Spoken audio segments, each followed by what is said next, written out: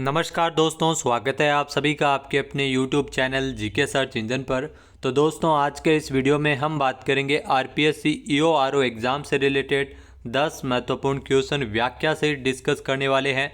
पूरा वीडियो बहुत ध्यान से देखना। वीडियो के एंड में मैं आपसे एक क्वेश्चन भी पूछूंगा जिसका आंसर आप सभी को कमेंट बॉक्स में देना है। कल के वीडियो में मैंने आपसे एक क्वेश्चन पूछा था जो था राजस्थान नगरपालिका अधिनियम 2009 की धारा 15 के अंतर्गत झूठी घोषणा करने वाले व्यक्ति पर अधिकतम दंड राशि कितनी आरोपित की जाती है।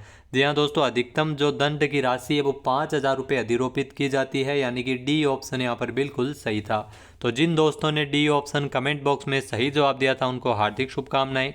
तो धारा 15 जिसमें मिथ्या घोषणा करने को लेकर प्रावधान है कि यदि कोई व्यक्ति किसी निर्वाचक नामावली की तैयारी, पुनरीक्षण अथवा शुद्धि एवं प्रविष्टि का निर्वाचक नामावली में शामिल किया गया अपवर्जन किए जाने के संबंध में अगर मिथ्या घोषणा करता है तो उसे 1 साल का कारावास या 2 से 5,000 रुपये जुर्माना अथवा दोनों सजा ऐसी कंडीशन में हो सकती है। तो चलिए स्टार्ट करते हैं। पहला क्वेश्चन है, अध्यक्ष और उपाध्यक्ष के विरुद्ध अविश्वास प्रस्ताव को लाने के लिए कितने सदस्य का हस्तलिखित प्रस्ताव होना जरूरी है। तो ऐसी कंडीशन में 1/3 सदस्यों का हस्तलिखित प्रस्ताव है वो जरूरी है अविश्वास प्रस्ताव लाने के लिए, यानी कि बी ऑप्शन यहाँ पर बिल्कुल सही है। ये दिया गया धारा 53 के अंतर्गत। आइए जानते हैं इम्पोर्टेंट फैक्ट्स। तो दोस्तों, राजस्थान नगरपालिका अधिनियम 2009 की धारा 53 जिसमें अध्यक्ष और उपाध्यक्ष के विरुद्ध अविश्वास प्रस्ताव के बारे में प्रावधान दिए गए हैं कि अध्यक्ष एवं उपाध्यक्ष के विरुद्ध अविश्वास प्रस्ताव विहित रीति से कम 1/3 सदस्य द्वारा हस्ताक्षरित एक लिखित प्रस्ताव की प्रति के साथ जिला कलेक्टर को एक लिखित सूचना कलेक्टर द्वारा 30 दिन के भीतर नगरपालिका की बैठक आयोजित की जाएगी। उसमें यह लाया जाएगा लिखित प्रस्ताव और उस पर विचार भी किया जाएगा। तो इसमें ध्यान रखना 1/3 सदस्य है उनके द्वारा हस्ताक्षरित होना चाहिए और लिखित प्रस्ताव की प्रति है वो जिला कलेक्टर को एक लिखित सूचना दी जाती है। उसी जो बैठक बाद में आयोजित होती है 30 दिनों के भीतर भीतर उस बैठक में ये प्रस्ताव है वो लाया जाता है। नेक्स्ट है, वार्ड समिति का गठन का उल्लेख किस धारा में मिलता है। तो राजस्थान नगरपालिका अधिनियम 2009 में अगर बात करें वार्ड समिति के गठन की तो धारा 54 जिसके अंतर्गत वार्ड समिति के गठन को लेकर प्रावधान किया गया है। आइए जानते हैं इम्पोर्टेंट फैक्ट्स। तो दोस्तों, राजस्थान नगरपालिका अधिनियम 2009 की धारा 54 जिसमें वार्ड समिति के गठन को लेकर प्रावधान है 3 लाख या उससे अधिक जनसंख्या वाली नगरपालिकाओं के प्रादेशिक क्षेत्रों के भीतर वार्ड समितियां गठित की जाएगी, जिसमें एक या अधिक वार्ड है वो हो सकते हैं, ये भी आपको ध्यान में रखना है। नेक्स्ट है, वार्ड समिति का उल्लेख है वो संविधान के कौन से अनुच्छेद में है। जी हाँ, वार्ड समिति का गठन धारा तो आपको पता है कि धारा 54 में राजस्थान नगरपालिका अधिनियम 2009 की धारा 54 में वार्ड समिति का गठन है, लेकिन उसका संविधान के कौन से अनुच्छेद में उल्लेख है। तो इसमें ध्यान रखना 243 एस ध में इसका उल्लेख है वो किया गया है, यानी कि ए ऑप्शन यहाँ पर बिल्कुल सही हो जाएगा। आइए जानते हैं इम्पोर्टेंट फैक्ट्स। तो दोस्तों, राजस्थान नगरपालिका अधिनियम 2009 की धारा 54 जिसमें वार्ड समिति का गठन और अनुच्छेद की अगर बात करें तो संविधान के 243 एस यानी 243 ध में इसका उल्लेख है वो किया गया है, जिसमें 3 लाख या उससे अधिक जनसंख्या वाली नगरपालिकाओं के प्रादेशिक क्षेत्रों के भीतर ये वार्ड समितियां गठित की जाएगी, जिसमें एक या एक से अधिक वार्ड भी हो सकते हैं। अगला क्वेश्चन है, नगर पालिका द्वारा अधिकतम कितने सदस्य नाम निर्दिष्ट किए जा सकते हैं। तो नगर पालिका की ओर से अधिकतम सदस्यों की अगर संख्या बात करें तो इसमें 5 सदस्य वो अधिकतम हो सकते हैं, यानी कि ए ऑप्शन यहाँ पर बिल्कुल सही है। ये प्रावधान है धारा 54 के अंतर्गत, जिसमें धारा 54 के अंतर्गत वार्ड समिति के गठन को लेकर प्रावधान किया गया है और उसी में नगर पालिका में जो अधिकतम सदस्य है वो 5 हो सकते हैं। तो आइए जानते हैं इम्पोर्टेंट फैक्ट्स। तो धारा 54 जिसमें वार्ड समिति के गठन को लेकर प्रावधान है, जिसमें 3 लाख या उससे अधिक जनसंख्या वाली नगर पालिकाओं के प्रादेशिक क्षेत्रों के भीतर वार्ड समितियां गठित की जाएगी। इसमें एक या अधिक वार्ड हो सकते हैं। सदस्य अगर बात करें तो इसमें जो सदस्य है वो वार्ड का प्रतिनिधित्व करने वाले नगर पालिका के सदस्य वो इसमें सदस्य होते हैं। और नगर पालिका द्वारा नाम निर्दिष्ट यानी मनोनीत, यहाँ पर थोड़ा कन्फ्यूजिंग रहता है कई हिंदी वर्ड, तो मनोनीत को कहते हैं नाम निर्दिष्ट, जो नगर पालिका की ओर से मनोनीत किए जाते हैं। अधिकतम 5 सदस्य और कम से कम 25 साल उनकी उम्र हो, 25 साल की उम्र सीमा भी है इसमें। और नगरपालिका प्रशासन में विशेष ज्ञान या अनुभव रखते हो, सदस्य के रूप में निर्वाचित होने के लिए निर्धारित न हो यानी अयोग्य न हो, ऐसे सदस्य वो हो सकते हैं। नेक्स्ट है, एक या एक से अधिक सार्वजनिक मार्गों, स्थानों या भवनों में जो रोशनी समितियां बनाई जाएगी उसके संबंध में सत्य विकल्प कौन सा है। जी हाँ दोस्तों, एक या एक से अधिक स्थानों के लिए जो भवनों एवं मार्गों में जो रोशनी समितियां बनाई जाएगी उसके लिए जो सत्य कथन है, जिसमें पहला दिया गया 1 से 50 वार्ड तक एक समितियां बनेगी, जो बिल्कुल सही है। दूसरा है 51 से 75 वार्ड तक इसमें 2 समितियां बनेगी, तो ये भी बिल्कुल सही है। और तीसरा है 75 से अधिक वार्ड तक 3 समितियां बनाई जाएगी, तो ये भी सही है। तो इसमें आपको बता दें कि जो सभी कथन है वो इसमें सत्य है। जी हाँ, सभी कथन सत्य है, यानी कि डी ऑप्शन यहाँ पर बिल्कुल सही है। तो दोस्तों यहाँ पे गलत लिखा हुआ है, असत्य नहीं है, ये सत्य है। तो ये सारे ही कथन है वो सत्य है, यानी कि डी ऑप्शन इसका बिल्कुल सही है। 1 से 50 वार्ड तक इसमें एक समिति का गठन किया जाएगा, 51 से 75 वार्ड तक 2 समितियों का, और 75 से अधिक वार्ड तक इसमें 3 समितियों का गठन किया जाएगा। आइए जानते हैं इंपॉर्टेंट फैक्ट। तो धारा 55, जिसमें अन्य समितियों की अगर बात करें तो अधिकतम इसमें 10 सदस्य हो सकते हैं। इसके अलावा जो वित्त समिति होती है, एक या एक से अधिक स्वास्थ्य और स्वच्छता समितियों का भी गठन किया जाता है, और एक या अधिक सार्वजनिक मार्गों, स्थानों और भवनों में रोशनी समितियां भी गठित की जाएगी। इसके अलावा जो भवन अनुज्ञा संकर्म समिति, गंदी बस्ती सुधार समिति, नियम अपराध नियम और उपविधियां समिति, अपराधों का शमन एवं समझौता समिति आदि समितियों का गठन इसमें किया जाता है।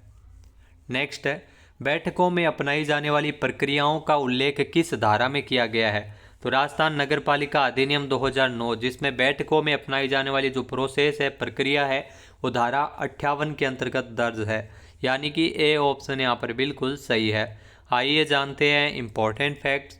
तो धारा 58, जिसमें समिति की बैठकों में अपनाई जाने वाली प्रक्रिया के बारे में प्रावधान है कि जो साधारण बैठक होती है वो 2 माह के भीतर करनी अनिवार्य होती है।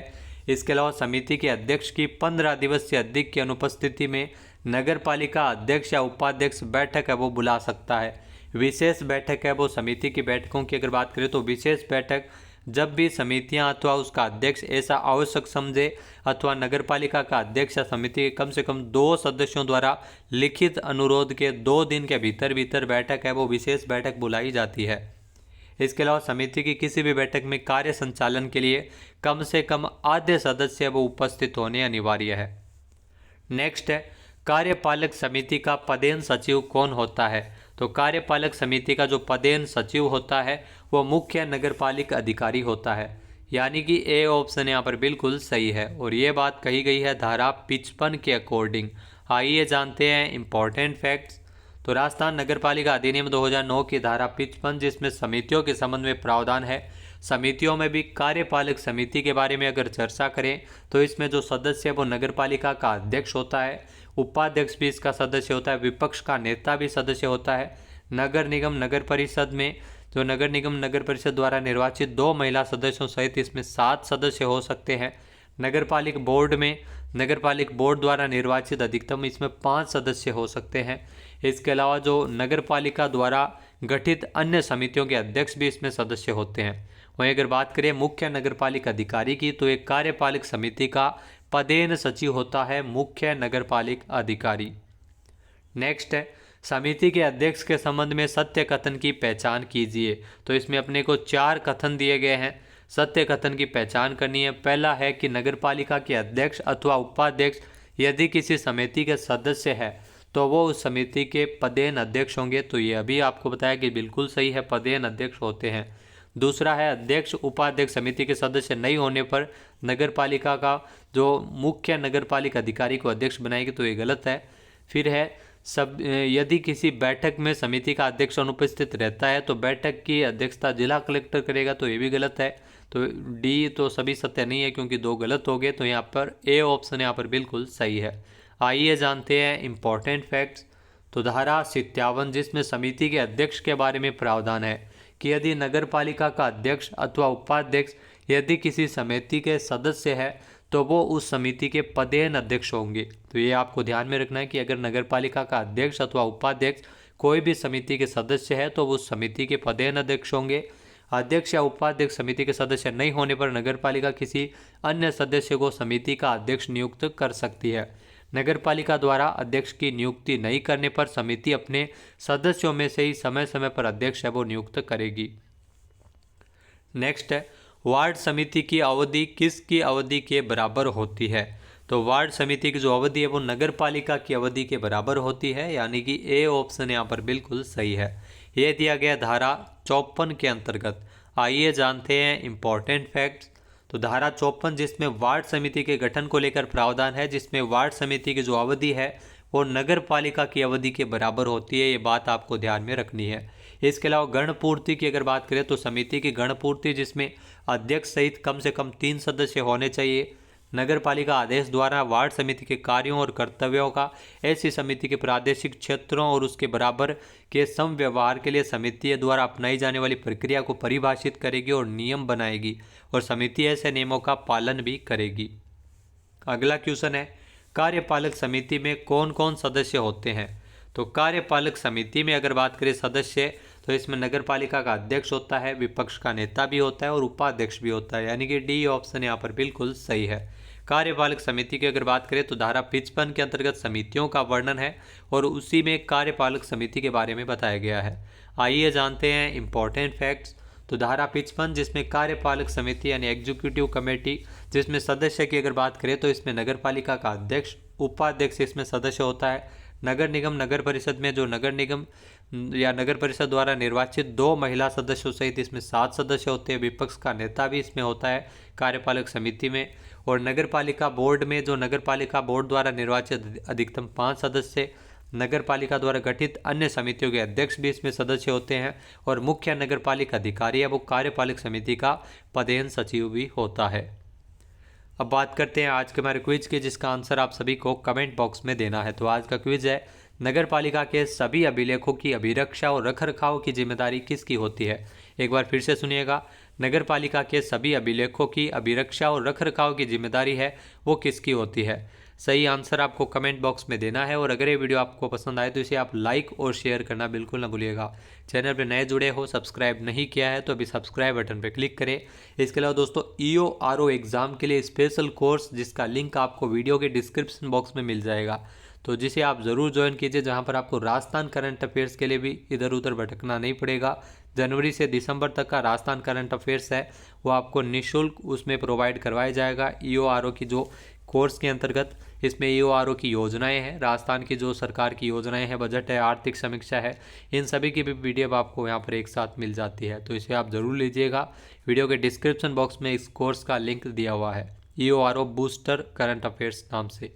जय हिंद, जय भारत, जय राजस्थान।